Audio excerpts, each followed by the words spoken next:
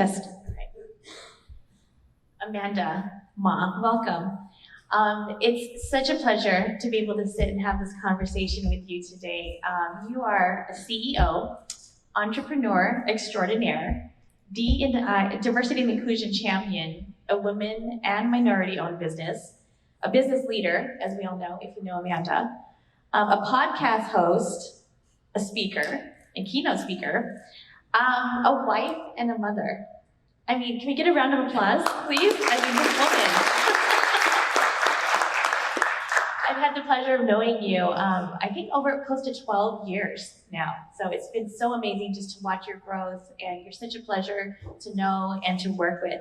Let's start off with just a brief introduction of yourself. Would you mind just telling us a little bit about you, and then we'll get into the questions. Thank you, Marlene. And I just want to say I'm so excited to be here today. This is my people, entrepreneurs. So glad to be here early in the morning. I was so excited. I actually just woke up at 6:30. My kids were like, why are you up? So it's all because of you guys. So thanks for having me here. So my name is Amanda Ma, and yes, I am a CEO. I am a mom. And I always joke because I say I have one husband, 2 kids, and 1 company. But my journey really started 16 years ago when I started my first events agency. And 8 years down the road, I actually had to dissolve that one and start a new one because the partnership with that one didn't work out. But I love events so much where, I actually had the opportunity to go work at a corporation, or I could start my own business again, or I could be a stay-home mom. And at the time, I decided, I think after pretty quickly, I realized I just love what I do. So I started another events agency. So here I am 16 years later. And my life has really been evolved around being an entrepreneur, being a business leader and community leader. And I think every day I wake up just so excited and passionate about what it is that we do. Because as an entrepreneur, we're a different breed. Wouldn't you say? Right? We are the people that get back up no matter what happens. And I just think that's so special. Speaking of getting back up, take us back to March 2020. So you have an events company, Innovate Marketing Group, and you do in-person events. And I'm proud to say that we actually, as an organization, have also used Amanda many times for our events. Such as the upcoming Business Beyond Barriers conference, July 14th at SoFi Stadium. But Amanda, you've done such excellent work, but March 2020, everything shut down. So what was going through your mind? What was happening, and what did you do? Honestly, at the time, we had just finished 2 fantastic events. One was in DC, where we actually had even the President of the United States there. And then we finished TikTok office grand opening. So we're like riding on this high. And literally a week later, we were completely shut down. And my phone did not stop ringing because it's either the client calling the team or me, or it was vendors who was already being laid off and they were asking for a job. So it's very scary times. I think, in the event, our team, you could kind of see like the panic. And what was going through my mind was what I call PAPP. What that stands for is panic. And then it's kind of like the grief process, and I go through and then acceptance, right? This happened, there's nothing I can do about it. And it's a huge disruption within our industry. And then now the next P is plan. And after that is pivot. And I really plan for the worst because you just don't know what will happen. And also in my mind at the time, I was just thinking, this ship is not going down my watch. It's not happening. But then it's like, what do I do, right? And that's what made a community or organization like ABAOC so fantastic. I actually used to sit on the board of ABA Los Angeles. But it's nice to have that community so you can talk to different entrepreneurs and business so that you're not alone. And while we're doing that, we first, after I did the, plan pivot, I had to get the team buy-in. But before I could do that, I got the team together. I say, nobody's going to lose their job because that's the first thing they're thinking. There's no events. they know there's no income, right? So I kind of guarantee their job. I say, you guys are fine. If anything, I'll take a reduction in my own salary before I do anything with yours. So then it kind of stabilizes the company. And then from there, we thought to ourselves, okay, what is the pain point that our customers are going through? And how do we how do we help solve a problem? Because at the end of the day, business is about providing a solution. So what do we do? So we really got the team together and we just start from scratch, right? And then we come to a conclusion about, at the end of the day, what we do for in-person events is providing that experience, providing that in-person connection. But how do we do that when everybody's trapped at home? So as we got the team together, we start just plan and just throw out ideas, right? And then we decided we're going to pivot to doing virtual events. And then within the first 3 weeks, we did our 1,000 people virtual online gala. And it was very successful. So it really gave the team the confidence to kind of move forward down that path. And it was, I would have to say, it was a very scary time, right? But what we end up doing is like, we pivot even not only just the way we do business, but also our mindset. We really went from a victim mentality, like, oh, why did this happen to me, to channeling that to a mindset, like, what can I do? Right? So we start finding solutions, and because the events we produce are very curated, so we start looking at like so many different platforms. I'm sure everybody here has tried so many Zooms and Microsoft, and there's so many different platforms out there. So we basically designate every team member 5 platforms that they had to look into extensively. We even watched other virtual events, and literally we were counting the time, like calculate to see when the engagement go up, when does it go down, so that we can really perfect that art. So I'm happy to say since then we literally went from 0 virtual events to more than 200 events. And in addition to that, we also thought about, because again, it goes back to the experience, right? And virtual, sometimes you have that disengagement because I don't have Marlene here I can talk to. So we came up with the idea of doing events to go boxes, which these boxes arrive at people's doorstep. So again, and then the items inside help engage with the audience as well. So we'll have, I don't know, t-shirts, we'll have something fun. Like we always want to make it interactive so that they can interact with the box inside, and just, because I always get junk mail or bills, right? It's so nice to get a gift in the mail, and that's exactly how people felt, and it was very well received. So it kind of just sparked from there. And I feel like that was one of the many things that you did that I was watching and noticing. I think we were all kind of in limbo, right? Not knowing how to move forward with our events.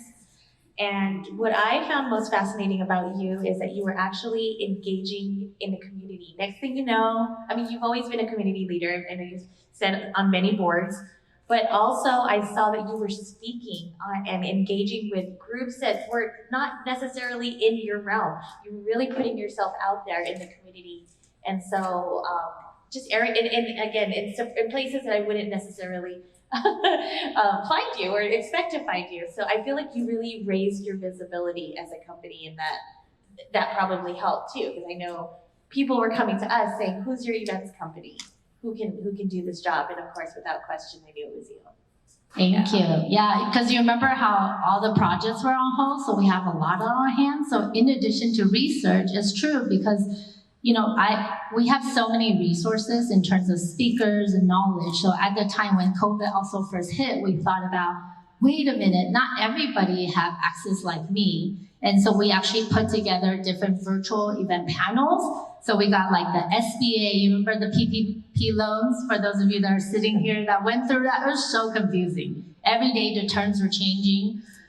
So I got my CPA on the panel. I called up my speaker friend at Zappos. I was like, I need you to do something on culture because people are suffering, right? So like we put together really amazing panels, and we just did it for free because it was really at the time, like I have the resources, I have the power, and I have the knowledge to do virtual events, so why not, right? So from there, and then we also, someone reached out to me because we pivoted really successfully. So we were teaching also people how to do like virtual events, especially with nonprofits, because they don't know how and they don't have the resources to. So I was invited to be a speaker to kind of train them. And honestly, it felt so good to give back, right? I had the time, and so why not? I mean, that was huge. You were lifting each other up. You were lifting other entrepreneurs up as you were figuring it out. And that's why I consider you such an amazing leader. I want to segue a little bit because you spoke a lot about your team and how you were training and doing things a little differently and doing what you could after the pandemic. How would you describe your team's culture, and what are some of your company's core values? How do you think that contributes to your overall success as a company? Oh my gosh, I love my team. They're not here today, but they're incredible. And I have to say, when I hire people with glass half full kind of energy. And I'm glad I did, because can you imagine when we had to pivot and say, hey, you have to learn a new skill? They could be like, no, right? But instead they were all like, yeah, Amanda, we'll do that. What does that mean, right? They were just very optimistic, and it really helped with the company culture. Everybody's working from home. So our company culture is really fun. Like even during the pandemic, we were playing, because we do events for a living, so I gotta make sure even within the culture, we set an example. So we were doing like Lego team building, right? You can literally hear one of our staff, like we were doing like a Lego competition, and her roommate came in and she's like, what are you doing? I thought you were supposed to be working. She's like, I am. And she's like, no, you're not. You're playing with Legos. I can see you playing Legos. She's like, no, these are my coworkers. Look, that's my boss. Like, don't distract me. I'm trying to win, I'm trying to wear a Starbucks card. But that's kind of our company culture, right? Like you have to make it fun and incorporate it into your business. Doesn't mean we don't work hard. We definitely do. But so our culture is fun, we're team-oriented, and we're also solution-oriented. Because with events, things always come up. So those are kind of the characteristics of our agency. And in terms of like building that culture, sharing your vision is super important. So making sure your big picture vision is shared with the team so that it really helps guide them in terms of how they would carry through in terms of their responsibilities. So what is your vision as a company? Let's talk a little bit about IMG and how it is different from other events companies. How do you differentiate yourselves? For me, like when we do an event, for us we're looking to make a transformative experience rather than just a transactional, right? And that's why a lot of our clients that's been with us have been with us for a long time. And in terms of our big picture vision, we're really set out to help fuel brands to change lives for the better. So that we're always so proud, even like the events we do for SCMSDC, that we know if we do a really great job, we try to infuse different elements so that when people walk away from that event, they are better entrepreneurs, they have better connection, better opportunities, and there's many ways to infuse that, right? But even just the mindset, events is not just events for us, it's truly an experience. And we just recently finished a company retreat for one of our clients, and people walked away, like the energy in the room was so high. So HR came, I was like, how is it going? And HR's like, good, like everybody seems like they're on drugs. And I'm like, immediately like, but you're HR, and she's like, no, I mean, the energy is so high. It seems like they're on drugs. And then that lasted throughout the whole week. And then when people were leaving, like our team was putting them on the bus, there's literally people like at the door, like, I don't want to go. We're like, you have to go back to New York. Please get on the bus. But that just, the experiences, if you create that, then it's not just another event. It becomes an experience that they can look back and say, hey, I was at that event and that really made a difference in my life. We can certainly attest to that at our organization. I think you've really helped elevate our events. And she's got a really, really great team. Anybody that we've ever worked with has been super professional and super on point.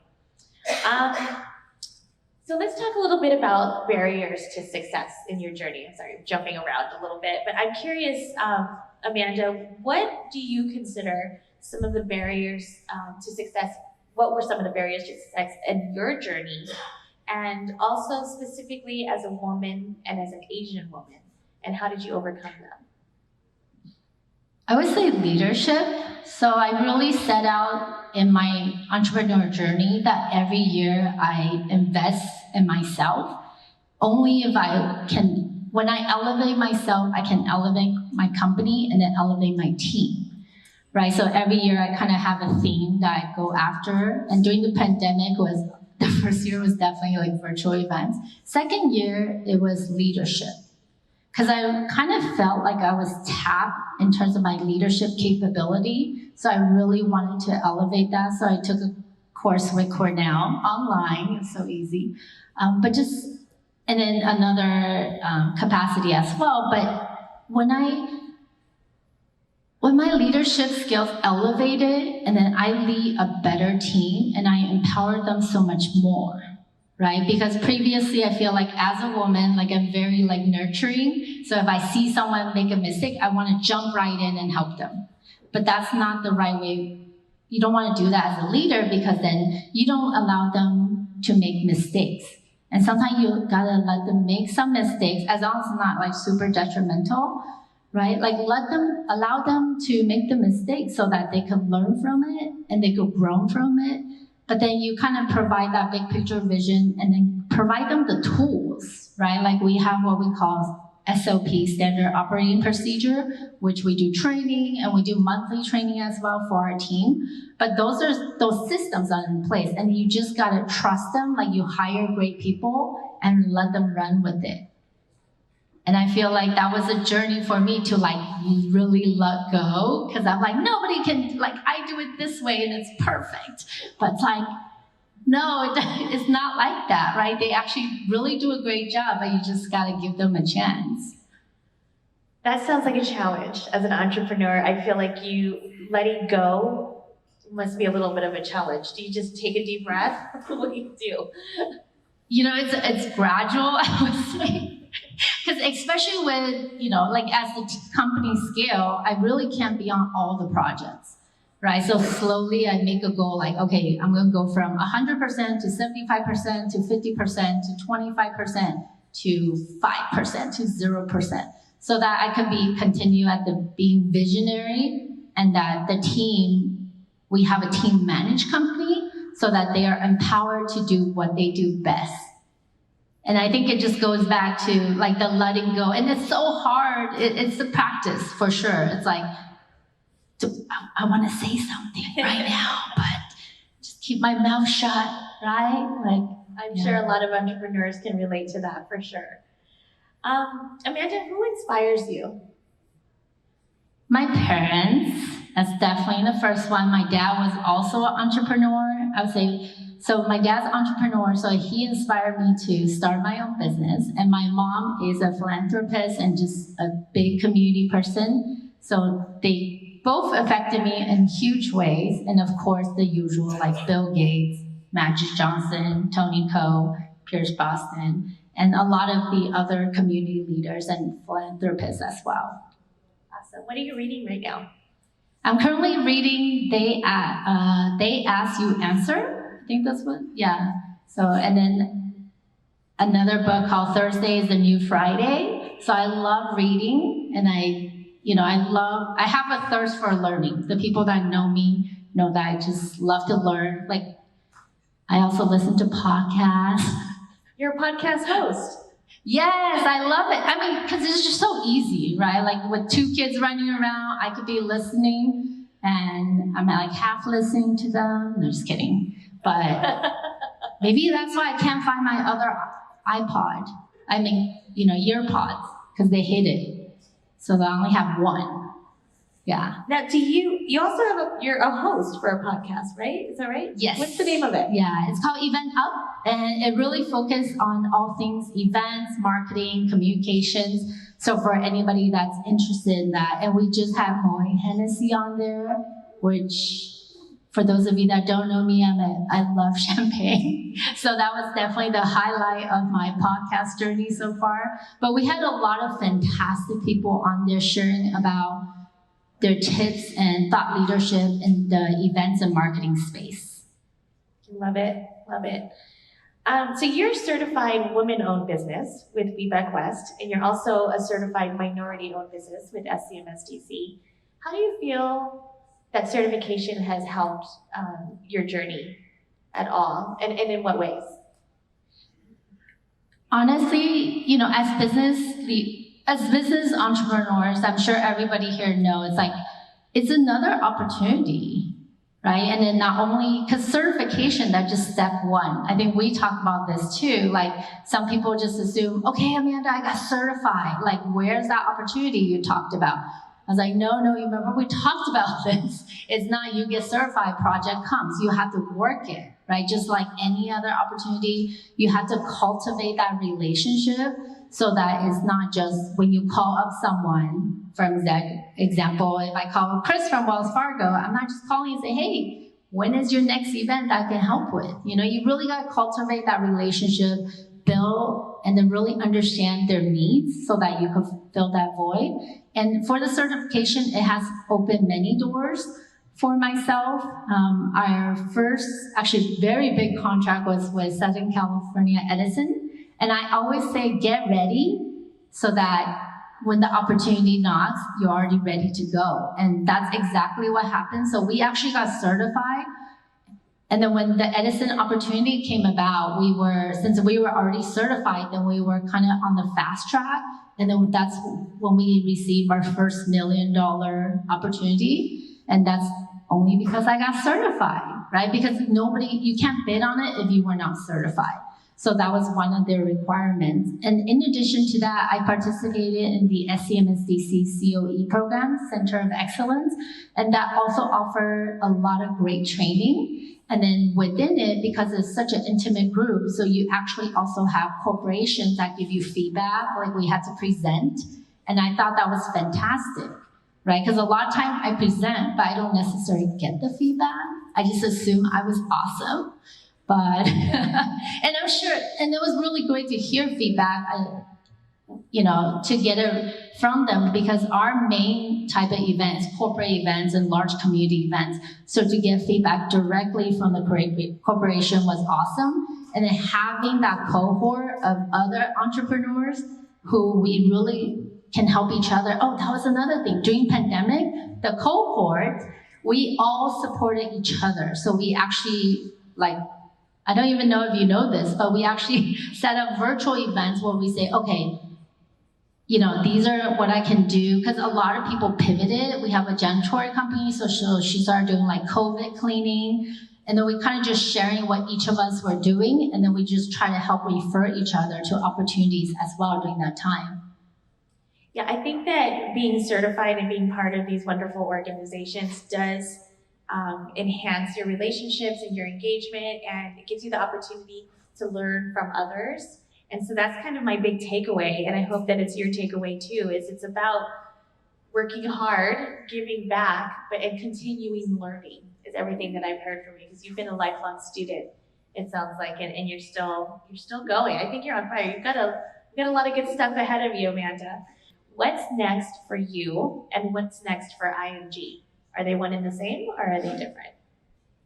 It's the same. I'm in alignment. My life does revolve around my business. I would say, it's been such a journey for the last 2 years, and I'm sure for a lot of you that are sitting today, you have the time to really evaluate what really matters in your life.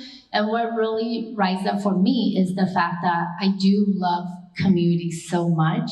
So I'm actually currently working or finishing up on a digital course that combines my two passions, which is event management and community. So we're building this digital course that will be shared with the nonprofit world. It is a paid course, but then it's heavily discounted. But my thinking is, because we do service mainly corporate, nonprofit can't usually afford us, but this is my way of giving back, right? Sharing my knowledge, how to do a fantastic event and how to get great sponsors and whatnot, but for the nonprofit community.